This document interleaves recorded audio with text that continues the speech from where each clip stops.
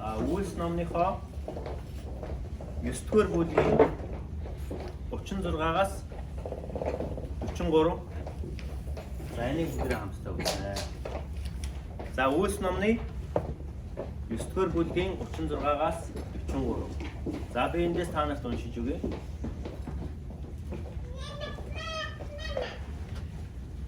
За манай амилнаа түрүүлж уншиж өгч байгаа шүү. Амилнаа сая юу гэж хэлсэн? Үйлс номны 9-ийн 36-аас 43 гэж хэлсэн сая тий. За Йопад Табита грекээр орчуулбал Доркас гэж дагалдагч байваа. За Йопа гэдэг юм хот байсан байгаа. За энэ бол тухайн үеийн газар дундын тэнгисийн иргэн дээр ийм том хот, маш том юм бомб хот байгаа. Олон хөлийн газар гэсэн. За одоо хүртэл энэ хотод байдаг. Газрын зурган дээр харах юм бол за ингээд энд Табита гэдэг нь грекээр Доркас гэдэг нэртэй ийм дагалдагч байжээ гэсэн байна. За энэ хүнийг бол дагалдагч гэж хэлсэн байгаа. Үйлс номон дээр маш цөөхөн хүнийг дагалдагч гэж дуудсан байдаг. Disciple гэж тийм ээ. Тэгээд тэдний нэг нь бол энэ Доркас гэж эмэгтэй хүн байгаа. За эмэгтэй хүн. Тэр эмэгтэй үргэлж сайн үйл өглөгөөр дүүрэн нэгэн байжээ гэсэн байна. За энэ эмэгтэй бол үргэлж сайн үйлс болон өглөгөөр дүүрэн нэгэн байжээ. За энэ хүн бол грек хүн байсан байна тийм ээ. Грек хүн байсан байна. За яг тэр өдрүүдэд тэрээр өвчин одоо өвчлөн үхжээ гэсэн байна. За нөгөө эзний дагалдагч нөгөө одоо сайн үйлсээр тийм ээ одоо баялаг өглөгөөр ариун хүн маань өвчин тусаад тэгээ нас урчиж байгаа байхгүй бүр дайд болсон байна. Бүр өгсөн байна. Бүр таасгүй тийм. За түүний биеийг угаагаад дээд өрөөнд тавьсан байлаа. За энэ бол тухайн үеийн грекүүдийн уламжлал байгаа. Таалт төгсөн нэг одоо биеийг угаагаад тэгээ дээд өрөөнд тавиад ингээд одоо яадаг вэ? Оршуулах ёслолыг нь хүлээдэг. Салах усыг гүйцэтгэхийн тулд дээд өрөөнд байрлуулдаг байсан байна. За ингэсэн Петрийг тэнд байгааг дуулаад за нөгөө Иесусийн дагалдагч Илч Петр маань энэ Япа буюу одоо энэ хотод газар дундын тэгсэн иргэдээр тэр бомб хотод хүрэлцэн ирсэн байжсэн. За тэгсэн Петрийг тэнд байгааг дуулаад бусад дагалдагчид Лудагаас Япа хүртэл ойрхон тул бидэнд одоо бүү татгалзаараа наашаа ирээчээ гэж гуйсан байна. Ингээ хоёр хүний Петрийн байсан газар руу илгээгээд ингээ Петр босож тэдний хамт явж очиход түүнийг дээд өрөөнд оруулваа гэсэн. За ингээд хүмүүс ирээд аль үжээ нас орцсон. Тэгээ биеийг угаагаад дааванд ороогоод дээд өрөөнд одоо шарилын тавьсан байсан тэр өрөөрөө Петрийг оруулсан байна. Бэлэвсэн эмэгтэйчүүд цөмөрөө түүний хажууд уйлан зогсож байлаа гэсэн байна. За энэ бол тухайн үед одоо ажил явдал болсон газар одоо гашуудагч хүмүүсийг авчир тавьдаг. Аль эсвэл одоо бусад бүсгүйчүүд ихэнхдээ бол тухайн үед бол ийм бэлэвсэн эмэгтэйчүүд одоо хөлс мөнгөөр одоо гашуудалд очиж одоо суудаг байсан. Тэгээд та нар ингээд кинон дээр сарах юм бол 2000 жилийн тэртээ одоо гашуудж байгаа хүмүүс ингээд хингэнт л уйлаад толгой дээгүүрээ алчуур нөмрөөд толгой дээрээ өмнө сасгаад гашуудан сууцгаадаг тийм ээ. Тэгэнгүүт иргэн тойронд байгаа хүмүүс энд гашууд болж байгаа мөн нөхөл хагас болж байгаа мэр гэж мэддэг. Олон түмэнд ингэж дуулахын тулд ойр дуу тавин ингэж гашууддаг байсан. Тийм одоо оршуулгын ёслол тухайн үед байдаг байж л дээ. За одоо хүртэл одоо энэ газар дундын тэнгис хавьд бол яг энэ уламжлал хэвээрээ хадгалагдсан байдаг. За ингээд өөрсдөө хамт байхдаа Дорксын хийдэг байсан цамц бусад хувцснуудыг тэд үзүүлв. За тэгсэн энэ харин яасан гэхээр хөлсний гашуудагчид ирээгүй. Энд бол жинхэнэ Дорксын одоо зүрхний андууд хамгийн хайртай дотных нь хүмүүс ирчихсэн адилхан бэлэвсэн эмэгтэйчүүд ирсэн. Тэгэхээр түүхэнд харах юм бол энэ Доркас бас өөрөө бэлэвсэн эмэгтэй байсан байж магадгүй гэсэн ийм түүхтэй судлаачдын дүгнэлт байдаг. За ингээд тэд нар энэ Дорксын одоо цамц хувцсыг үзүүлээд энэ хүн маань одоо ийм сайхан хүн байжээ гэдэг ингээд энэ хүний талаар дурсан санацгааж Петрт одоо тайлбар өгсөн юм хүн байсан юм аа. Тэгээ та нар харах юм бол Библийн одоо шинэ гэрээн дээр хамгийн анх удаа грек хэл дээр эмэгтэй хүний нэрийг дурдсан газар яг энэ хэсэг байхгүй юу? Тэгээд Dorcas буюу энэ Tabitha гэдэг нэр нь өөрөө тийм одоо цагаан зээр гэсэн утгатай тийм нэр юм байна. Бид нар Библийн түүхийг ингээ харахлаа Библиэд байгаа хүмүүсийн нэрнүүдийг бид нар ингэж утгыг утгачилж ойлгох юм бол тэр нэр тухайн хүнийг бас яг ямар шүү хинбэ байсан бэ гэдгийг илэрхийлж болдог. Ягаад гэвэл 2000 жилийн тэртээ байгаа хүний зураг хөрөг байхгүй шүү дээ бид нартай зүгээр төсөөлөх юм бол. Тэгэхээр энэ эмэгтэй бол тийм одоо цагаан зэр шиг тийм дүрлэгэр харамттай, тийм маш сайхан үсгэлэнтэй, тэгээ грек гаралтай, тийм ээ, газар дундын тэнгис хавьд амьдран суудаг, дээрэс нь өөрөө олонд тустай, тийм ээ, өглөг өгдөг гэдэг чинь өөрөө санхүүгийн хувьд бас амьдралын амжиргааны хувьд бас нэлээд тийм чадамжтай, тийм ээ, тийм одоо эмэгтэй байжээ гэж бид нар дүгнэлт хийж болно. За харин Петр тэднийг бүгдийг нь гаргаад за ингэсэн Петр юу хийсэн бэ гэхээр зэрэг гашуудчсан хүмүүсийг бүгдийн дээд өрөөнөөс гаргаад тэгээд өвдөг сөхрөн залбирсан байна. За энд юу болсон гэхээр Петр нөгөө хүнийч одоо чанд шарил хадгалсан өрөөнд тэр шарилтай Петр хоёулахнаа үлдсэн байгаа байхгүй юу? Тэг яг яах гэж байгаа юм бол Петр тэнцээ. Ямар ч байсан тэнд байсан хүмүүсийг бүгднгийн Петр гаргасан байна. Тэгээд энэ ганцаараа тэр шарилын дэргэд үлдсэн байна. За ингээд өвдөг сөхрөн залбирсан байна Петр. Петр жоохон юуны төлөө залбирсан бол тийм ямар ч хэл гэсэн талигчийн дэргэд зогсож байгаад Петр залбирсан. Өвдөг сөгдөө бурхан залбирсан. Тэгээд залбирсныхаа дараа Петр зогтсонд гар хүрсэн байна. Зогтсонд гар хүрээд Tabitha бос гэсэн. За та нар боддоо аль үжээр нас урчихсан биеийн угаагаад одоо гашуудалд нь бэлдээ тавьсан байсан нас урсан хүн дээр Петр гар тавьж агаад залбирсан байх нь шүү дээ. Tabitha бос гэж. Тэр нүдэнэ Петрийг хараад өндөж суулаа гэсэн. Гэтэл тэнд юу болсон? Гэнэт нөгөө нас урсан байсан хүн өндөж суугаад Петрийг харсан байна. За энэ юу болчихоо? Энэ аимшигын хондөр гардаг шиг юм болчихоо. Тийм ээ? Энд яг юу болчих? Та нар энийг бодоод үзтээ. Кинонд гардаг шиг юм болж штэ.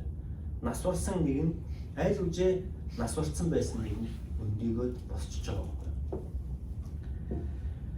Петр гараа өгч түүнийг босгоод за Петр маань яасан гэхэл зэрэг айгаа цутаагаагүй байх юм байна тий. Петр харин гараа өгөөд тэр хүнийг босгосон байна. Ариун хүмүүс мөн бэлэвсэн эмэгтэйчүүдийг дуудаж тэдэнд түүнийг амьд сэрүүнээр нь даатгаваа гэсэн.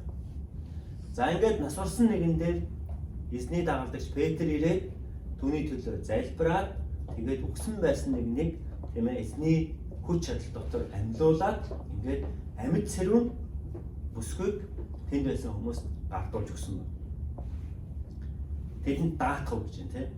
За энэ явдал Япа даяар мэдэгдэж эзэнд олноороо итгэжээ гэсэн байна.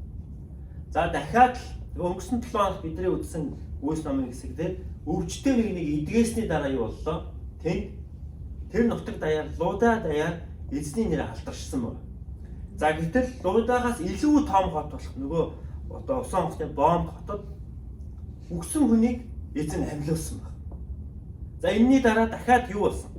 Яг адилхан үйл явдал болсон. Юу гэхээр эзний нэр тийм ээ тэр Япа хот даяар тэр газар дундын тэнгис нутаг даяар түүнд дарсан байж байгаа. Петр хэд хоног Япад арьсчин Симоныг байлаа гэсэн. За одоо ингээд энэ арьсчин Симоны үйл явдлыг бид дараагийн 7 хоногт үзнэ. Энд бас нэгэн гайхалтай түүх гарч байгаа. Магадгүй энэ арьсчин Симоны гэрт байсан эндээс цааш үргэлжлэх үйл явдлын төлөө магадгүй эзэн энэ тийм ээ Tabitha гэж бүсгүйг амьлуулсан байх боломжтой байхгүй юу? За ийм үйл явдал болжээ.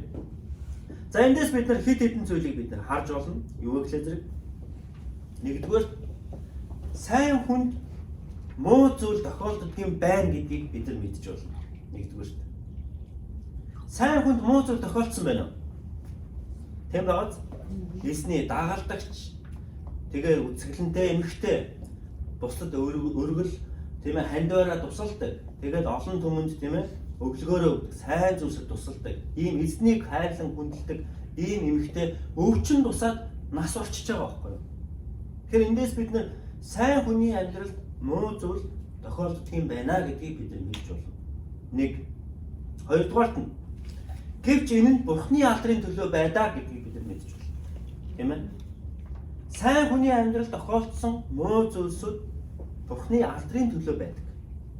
Хүмүүс бодохдоо муу зүйл гэж боддог. Гэтэл тэр нь эзнийг алдаршуулахаар гайхалтай гэрчлэл болсон байдаг.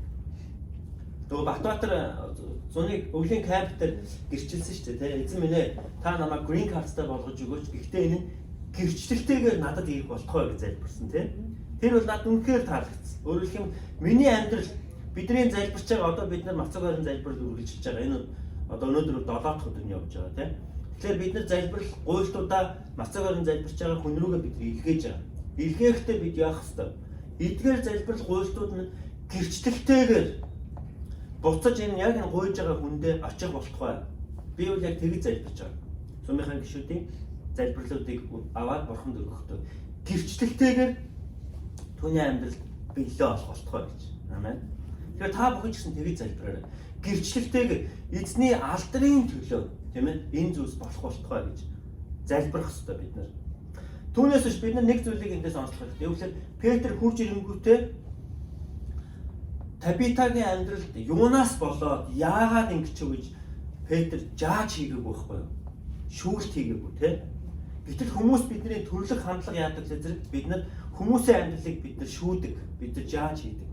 Нэг хүний амьдралд тааруу муу зүйл бидний бодлоор муу зүйл болчлоо гэж үү. Тэгэнгүүт энэ юунаас болоод ингэж байгаа юм бол энэ хүн суглаандаа явахгүй удсан учраас эсвэл эзний үйлчлэлээс холдсон учраас эсвэл одоо юу гэдгийг энэ хүн чинь ингээд тэргээр энэгээр буруу зүйл хийгээд яваад байгаа учраас тэгээд амьдралд нь ингээд ийм зүйл болж байгаа байхгүй юу гэж бид нар өөрсдийнхөө жижигхэн энэ майндн дотор тухайн хүнийг бид нар хайрцаглаад жааж хийдэг.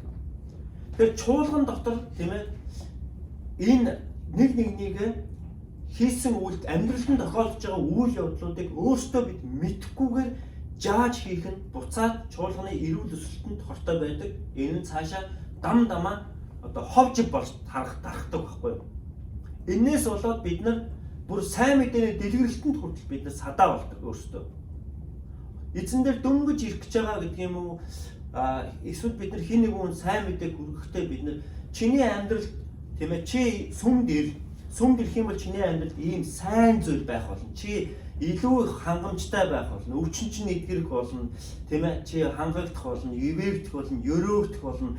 Энийг бол нэг prosperity gospel буюу цэцэглэн хөгжих, баяжих тийм ээ амжилттай байх талаар сайн мэдээ тараалт гэж нэрлэж байгаа байхгүй юу? Бид нар хүн болгоны амьдралд prosperity байх алба байхгүй шүү дээ нөхдөө. Энэ бол зөвхөн Бурханаас хамааралтай. Манай докторийн ангийн хичээл маш гоё хичээл явуулж байгаа. Christian Education гэдэг хичээлийг бүр Стэнфордын сургуулийн одоо доктор, профессор зааж байгаа биднэрт. Надад маш их таалагдж байгаа. Тэгээ өнгөрсөн 7 хоног биднээс сурч байгаа оюутнуудаас ингэж асуусан. Чи good citizen байхыг хэрвээ чи энэ хоёрын аль нэгийг сонгох чи алийг сонгох вэ гэж байгаа байхгүй. Чи good citizen байхыг сонгох уу эсвэл чи successful citizen байхыг сонгох уу? Алийг нь сонгох уу гэж асууж байгаа. Энэ хоёрын хэрвээ аль нэгийг чи сонгох гэвэл алийг сонгох вэ? Хэрвээ бид successful citizen, successful одоо карьертэй тиймээс амжилттай байхыг бид нар сонгох юм бол тийм ээ энд нэг асуудал байна гэсэн. Тэгэхээр Christian education гэдэг нь юуг заадаг юм бэ гэхээр successful байхыг чухалчилдаггүй Christian education гэдэг бол тийм ээ Библийн knowledge, Библийн ойлголт, Библийн мэдлэг гэдэг бол чи good citizen байхыг заадаг. Библийн дагуу чи сайн хүн байх, Бурхны юмд дуулууртай байх тийм ээ байхыг заадаг. Тэгээ манай профессор сүүлд маш гоё юм хэлж байгаа. Хэрвээ чи good citizen байхыг сонгохгүйгээр чи зөвхөн successful амьдралыг сонгоо явуучих юм бол чи амьдралдаа байгаа ихэнх сайн сайхан бүхнээ чи алдах болно гэж байна. Яагаад гэвэл чиний суурь буруу учраас. Харин чи good citizen байхыг сонгох юм бол энэ successful чинь good citizenship сайн иргэнийг дагалдаж ирдэг юм аа гэж хэлж байгаа. Амен. Тэгээ өшөө цааш нь нөгөө Стэнфордын доктор гүнзгийрүүлж шүү дээ. Гэхдээ Christian education гэдэг бол successful байдлыг чухалчилж, тэрэнд гордож сайн citizen байхыг чухалчилдаггүй маа гэж байна. Харин Бурхны өмнө сайн байхыг сонгохыг жинхэнэ Christian education гэж байна. Энэ хүн бол намайг дагалдаж successful байдал ирсэн ч ялгаагүй, ирээгүй ч хамаагүй. Doesn't matter. Би Бурхны өмнө сайн байхыг хүсэж байна гэж. Энэ л Явын амьдрал тийм. Яв өөрөө Бурхны өмнө дэм зэмгүй шулуун шудраг хүн байсан боловч түүний гэр орон, эд агуурс, түүний бүхэл бүт эрүүл мэндэд хүртэл гайхамшиг тохиолдсон байхгүй. Тэгэхээр Табита гэрч энэ эмэгтэй, энэ грек эмэгтэй яг энэ байдлаараа өнөөдөр эзнийг алдаршуулж байгаа. Табитагийн яг энэ гэрчлэлээр Dorcas гэдэг нэртэй олон улсын өнөөдөр тийм ээ тусламжийн байгууллагууд маш том одоо тусламжийн байгууллага Imlex тэгээд одоо орон гэргүй хүүхдүүдэд орон гэрээр хангаж өгөх маш том юм Christian юм байгууллагууд байгуулагдсан байдаг. Dorcas гэдэг нэртэй та нар интернетээс хайгаад үзэх юм байна. Тэгэхээр энэ хүний амьдрал бол тухайн үедээ энэ хүн өөр хэдийгээр өөрийнх нь амьдрал өвчин тусаж үхэл хавцал болж байгаа боловч эцсийн дүндээ энэ хүний амьдрал юунд чухалчилсан бэ гэхээр Dorcas гэж энэ бүсгүй эзний өмнө дагалдагч байж сайн байхыг л чухалчилсан байхгүй. Тэгээд харин дагалд энэ хүн чинь аль үчи өгчөж байгаа шүү дээ өөрөө. Өөрийнх нь төлөө Петр ирж өөрийг нь амьлуулна гэдгийг энэ хүн мэдэхгүй шүү дээ. Энэнд горилоогүй, энэнд гордоогүй байхгүй. Зүгээр л эзний өмнө яг хийх ёстой зүйлээ хийж явсан байна. Харин түүнийг Бурхан амьдлалтаар нь дамжуулаад бүр Япа бүр хот даяар нь алдаршуулж байгаа түүний амьдралаа. Тэгэхээр бүгдээрээ бодъё.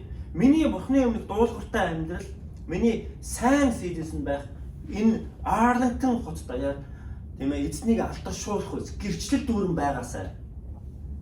Virginia даяар тийм ээ таны гэрчлэл дүүрэн амьдрал тийм биз? Таны эзнийг дагалдах, эзний дагалдагч байх энэ амьдрал тань Монгол даяар үнэхээр гэрчлэл дүүрэн байгаасай. Яг үүний төлөө бид харах хэрэгтэй, хараа. Амен. Тэгэхээр үхлийн талаар Библиэлд маш олон газар дурдгдсан байдаг. Бүгдээрээ 2 дугаар Тимот номын 1-р бүлгийн 7, Ром номын 8-р бүлгийн 2-ыг хамтдаа харцгаая. Учир нь Бурхан бидэнд айдсын бус харин хайр, хүч гэж юм тийм ээ. Харин хүч, хайр ба биеэ захирах сүнсийг өгсөө гэж. За энд юу гэж? Бурхан биднэрт айдсын сүнсийг өгөөгүй байна шүү дээ. Харин хүч, хайр, биеэ захирах сүнсийг өгсөө гэж юм.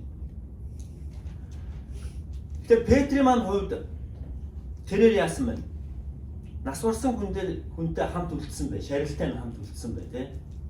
За эндээс бид нэг зүйлийг ойлгож авах хэрэгтэй. Өөрөөр хэлэх юм бол үхэл гэдэг зүйл ерөнхийдөө хүн төрөлхтөн биднэрт айдсыг авчирч идэг.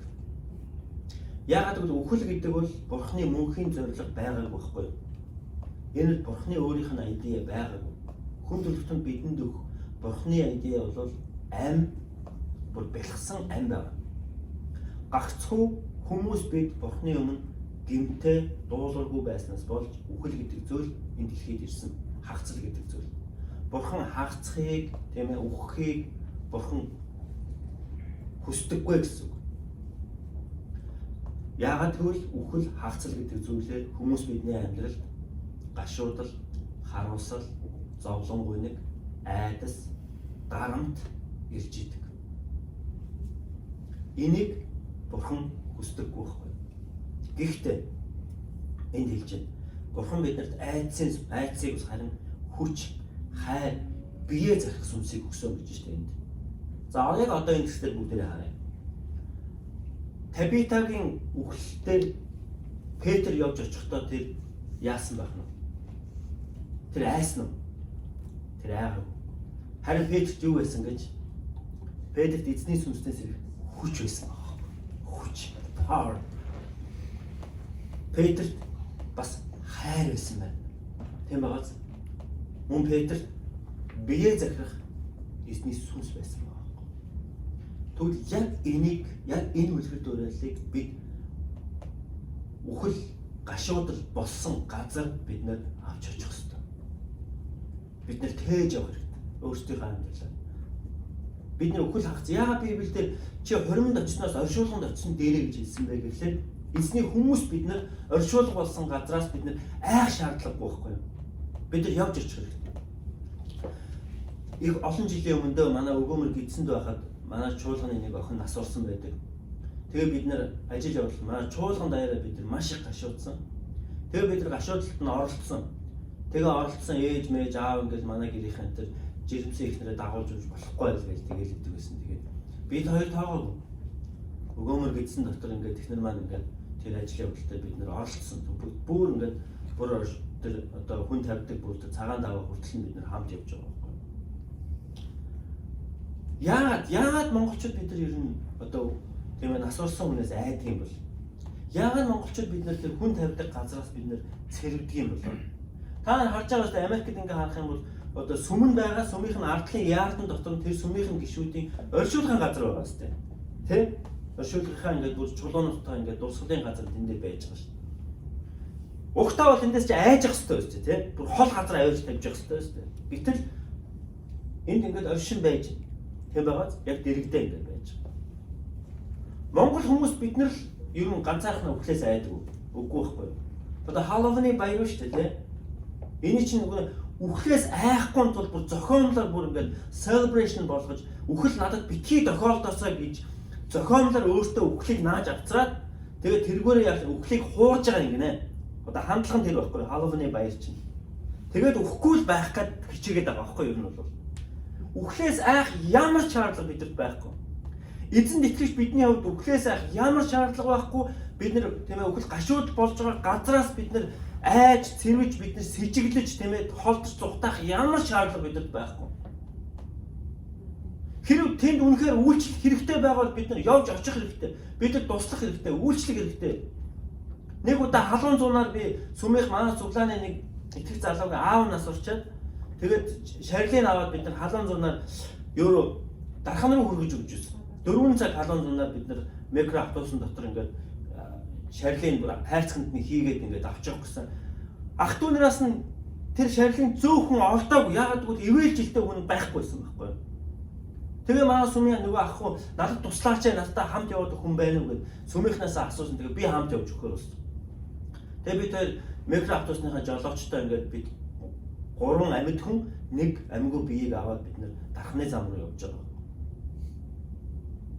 Тэгээ замын дунд тэр чинь нөгөө халуунд ингээд нөгөө микро автобусны кондишн байхгүй тэр үнэр танаар манар нь бол ингээд хэцүү байгаа шүү дээ тэр чинь. Тэгээ зөөгөө явж байгаа. Хэрвээ би эзэнд итгээгүй байсан бол би тэрнээс айна. Би сэжиглэн, би зэвүүцэн.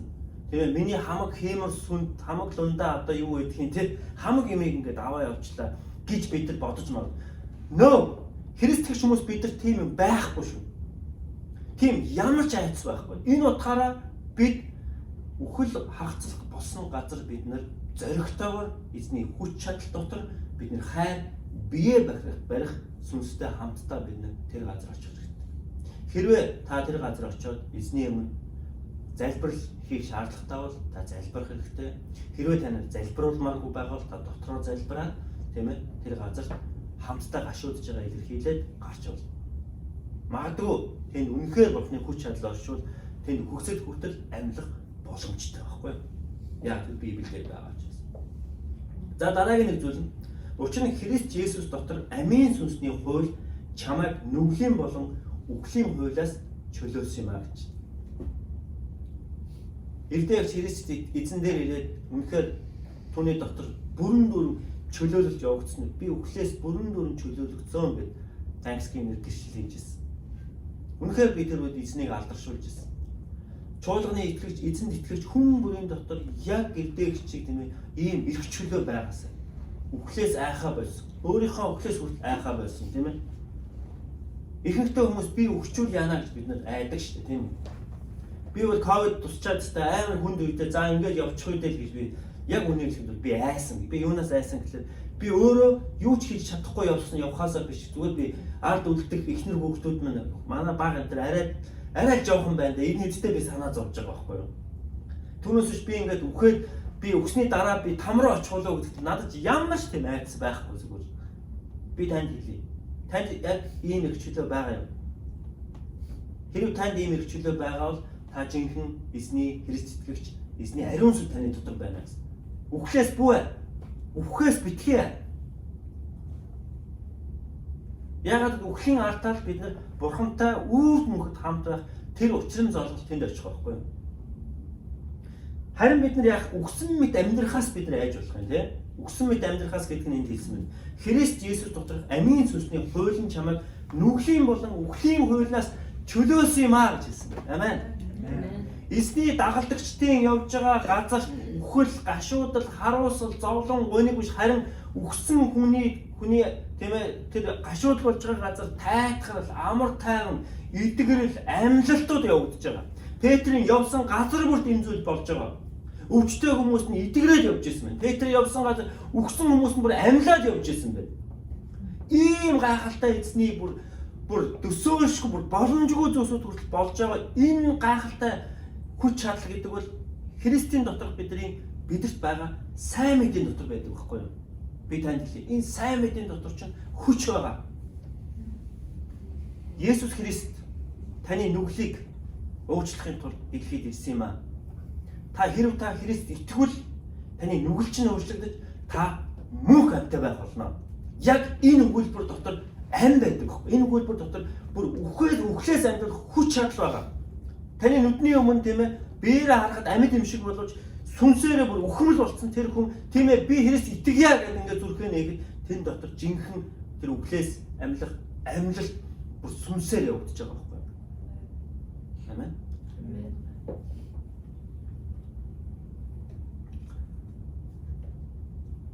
Еврей номны 6 дугаар бүлгийн 1-ээс 3 бүгдээр хамтдаа харцгаая. Еврей 6 дугаар бүлгийн 1-ээс 3. Бүлэмжин. За, баярлалаа. За, тиймээс Христийн тухай балчир ойлголтыг орхиж гэж байна. За, одоо энд биднэрт нэг балчир ойлголтуудын талаар гарч ирлээ шөнөхдөө. Тэгээ булаг чуулганыхаа одоо бүгдээрээ Христийн талаар одоо балчир бүр элементарны хамгийн энгийн ойлголтуудыг орхиж одоо бүгдээрээ өсцгөөё. Өвлийн камптай би өөрөөсөө цөмийнхнийгаа те бүгдээрээ өсцгөөё. Сүм маань одоо 5 жил боллоо. Одоо манай гэрэлтийн насан дээр ирчлээ те. Бүгдээрээ одоо өсцгөөё. Төлөвшөлт тэмүүлцгээе гэж. Төлөвшөлт тэмүүлцгээе. Төлөвшөлт рүү бүгдээрээ тэмүүлье.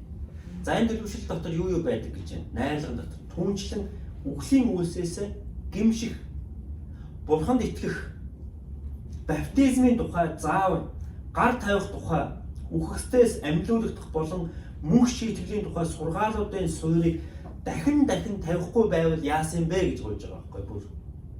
Өөрөөр хэлэх юм бол өнөөдрийн яг энэ номлолт тийм ээ үхлийн талаарх энэ ойлголтоо дахин тавих шаардлагагүй юм биш үү гэж байгаа байхгүй юу? Өөрөөр хэлэх юм бол Христ итгэгч төлөвсөн хүн гэдэг бол үхлийн талаарх бүрэн дүрэн ойлголттой буюу үхлээс бол ямар ч айх юм байхгүй, өөрийнхөө үхлээс жайхгүй, энэ тэнд үхэл гашуул болж байгаа газраас айж тэрвэх юм байхгүйгээр жинхэнэ итгэл төгс эзний үйлчлэл дотор явна гэж хэлж байгаа байхгүй юу? Тэгээд дахиад гимших үйлсээс үхлийн үйлсээс гимших гэж байна. Өгтөө үхлийн үйлсээс гимших гэдэг бол балчир хүүхдийн хамгийн бasic ойлголт ба штэ. Дахин өгсөн мэд тийм ээ үйлчлүүдээ гэмт үйлчлүүдээ дахин хийгээд дахин гимшиж явгаа болов яасан бэ гэж байгаа байхгүй. Зүгээр чигээрээ бүгдээрээ амийн амьдрал руу. Амен.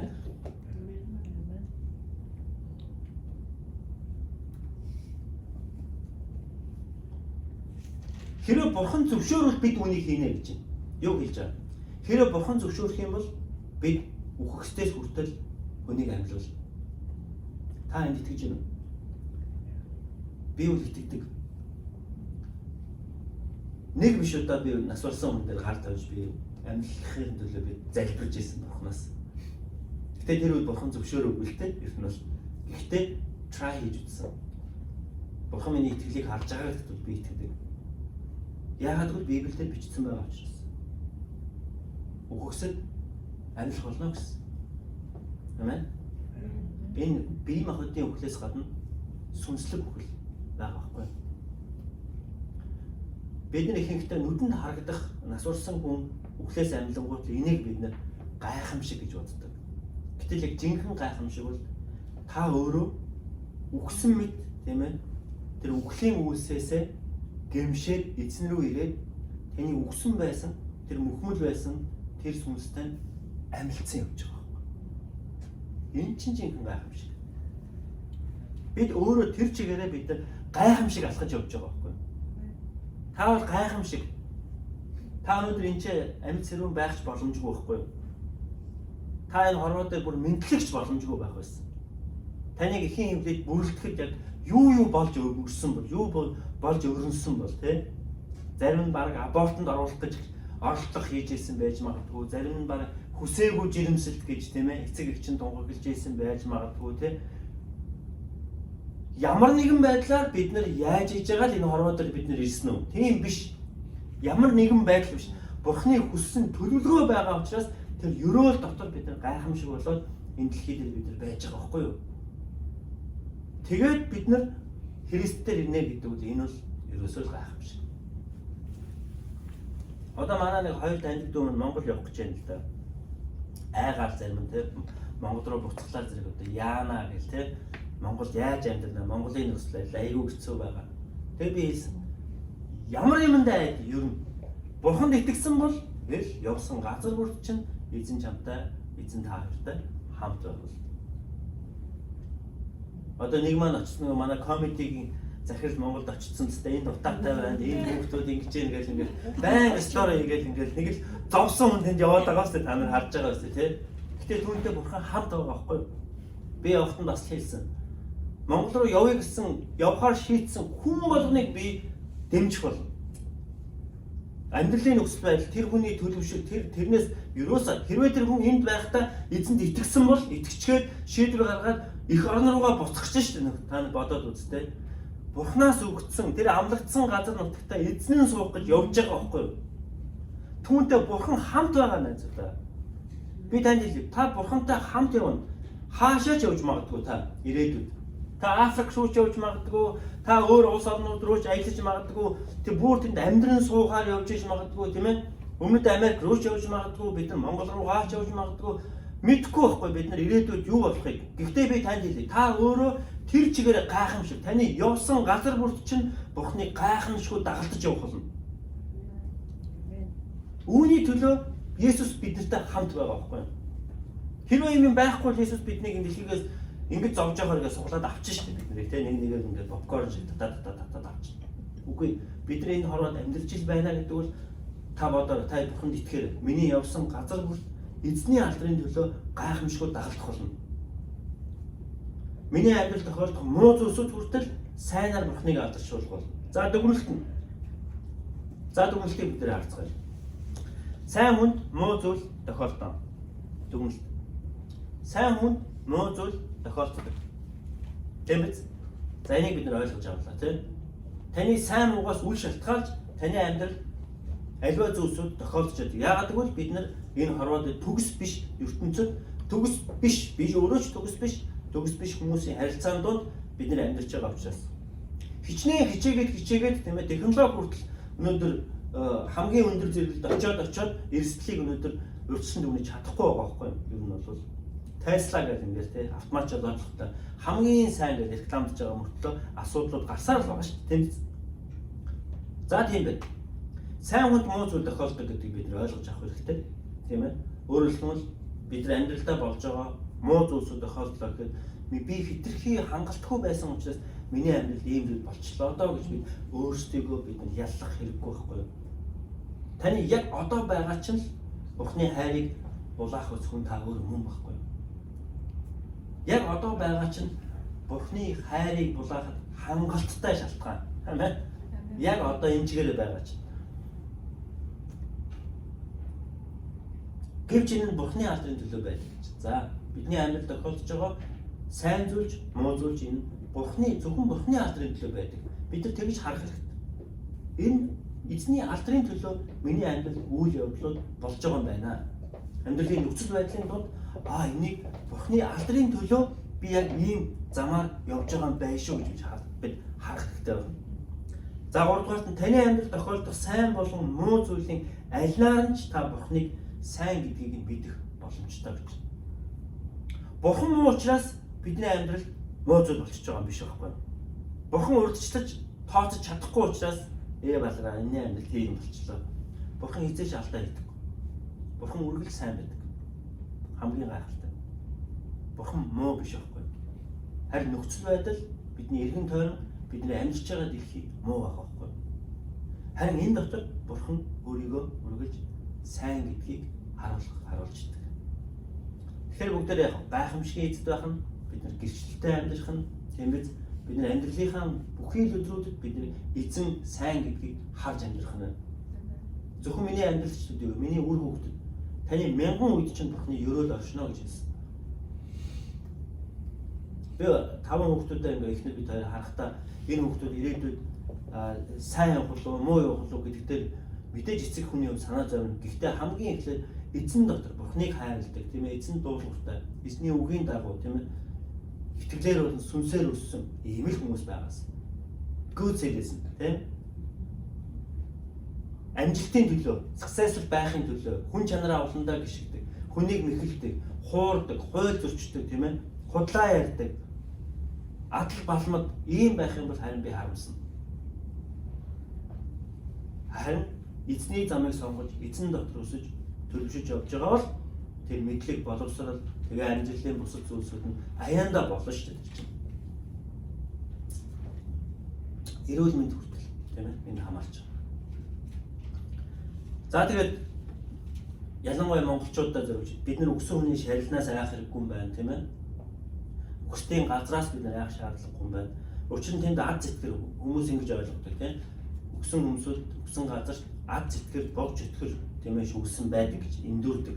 Харин айцаар хүнийг айлгадаг мэхлэх сүнс үхлээр дамжуулан ойрох гэдгээ гэж тийм ээ. Тийм учраас бид нар бодох хэрэгтэй байхгүй нөгөө одоо ялангуяа манай монголчуудын нөө талыг гэж болсны араас нь алтан савын нэнгүүтэл ийм юмнаас болсон гэн сүнс нь ингэж зайлсан гэн суудл нь ингэж өнцгдсөн гэн тийм ээ. Энэ дагуурс нь энэ алтан мөнгөндөө одоо сүнс нь хорогдсон гэн тийм юм байхгүй байхгүй.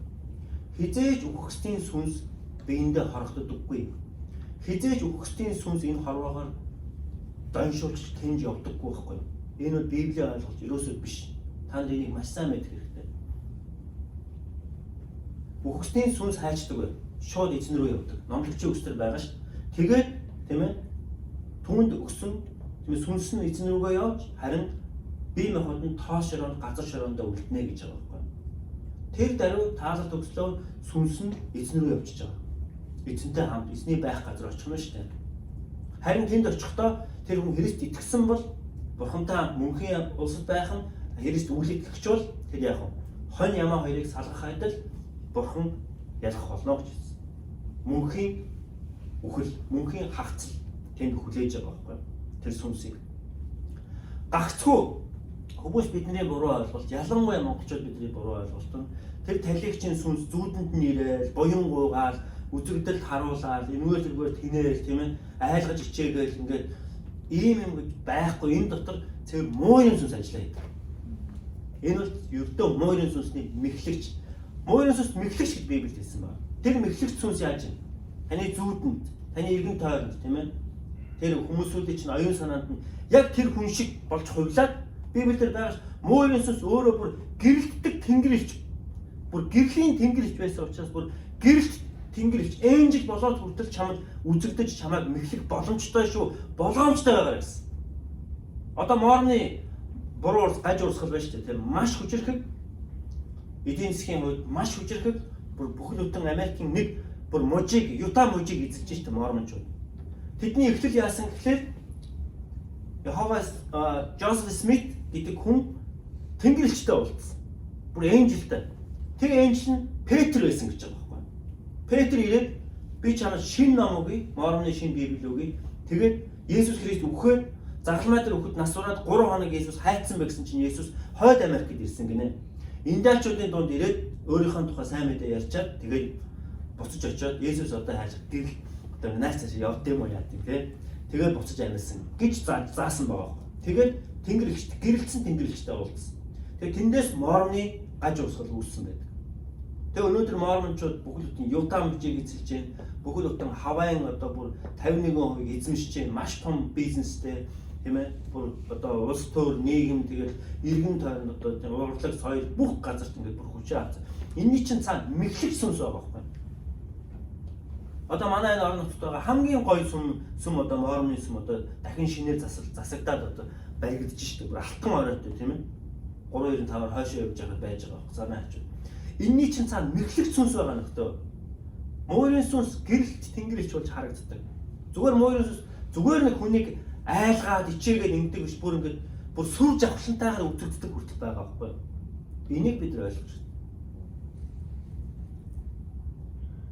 Зүгээр л мэхлэхийн тулд. За тэгээд хамгийн сүүлд нь Есүс үхлийг ялсан тийм ээ. Бидний эзэн Есүс юу хийсэн? Тэр үхлийг ялсан байхгүй. Үхлийг ялсан учраас бидний бусдад тарааж буй сайн мэдээний дотор үхлээс амьлуулах хүч чадал байдаг. Одоо би танд хэлье. Петр тэр грек бүсгүйн дэргэд суугаад залбирсан байна тийм үү? Тэгээд тэр грек бүсгүй амьдсан байна. Яг энэ үйлдэл яг энэ power энэ хүч миний таны аманд бусдад сайн мэдээ ярьж байхад байдаг байхгүй. Тийм учраас эзний дагалдагч бид нарын явсан газруудад үхсэд амьлах эзэн дүлхлэгчд Христээр ирэх бүрэн боломжтой. Энэ гайхамшгуудыг бүгдээрээ харж амьдарцгаая. Энэ гайхамшгуудын эзэд байж амьдарцгаая. Хөршүүдтэй, найзуудтай, тийм ээ, эргэн тойрныхондоо эзний хүчрхэг сайн мэдээг ярьцгаая. Энэ хүчрхэг сайн мэдээ бол зүгээр нэг яриад өгдөө биш. Энэ дотор хүч чадал байна. Бүр амьлуулах хүч байна. Эдгээр хүч байна. Гимшил дураалн дуудах хүч байна. Таны хамгийн сайнаас таньдаг хүн чинь ингээд донтцсон, архинд донтцсон, тийм ээ, пивэнд донтцсон, хард амхинд донтцсон, завхаардсан, тийм ээ. Эсвэл одоо ингээд лүүдгийг ингээд бүр ингээд буруу гажуу замаар яваад ингээд хаана очих нь тодорхой болчихсон ингээд явж байгаа бол та яах вэ? Тэр хүний төлөө залбираад тэгээд хамгийн хүчрхэг сайн мэдээг түнд хэл. Чамд туслах ганцхан зам бол Христ Есүс. Чамайг өөрчлөх, чамайг чөлөөлөх, чамайг эдгэх, хүчрхэгжүүлэх тэр зам бол Христийн зам байна. Есүс идэг. Амен. Амен. Бүгдээ хамт залбирцгаая. Хайрын бурхан эзэн минь тань баярлалаа. Эзэн Есүсээ та биднийг гайхамшиг болгож энэ хорвоо дээр амьдруулж байгаад тань талархъя. Эзэн минь таны ер бусын гайхамшиг яг л танд итгэх яг тэр мөчөд миний зүрхэнд, миний амьдралд амьлал болон ирсэн билээ. Эзэн та биднийг амьтаа бүр бэлгсэн амьтаа байлгахаар ирсэн.